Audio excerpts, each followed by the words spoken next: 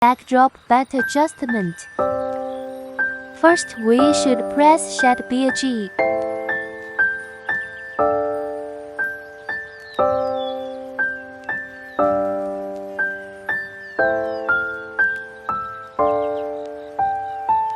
Check the distance of belt with mold.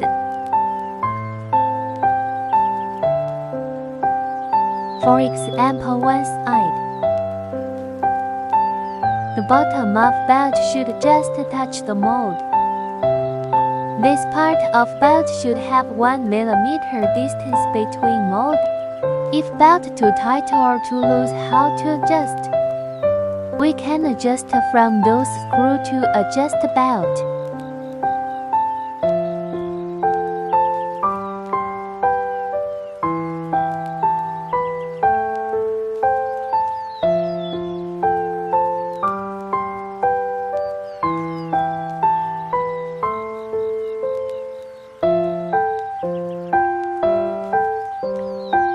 This to bottom for moving single side belt.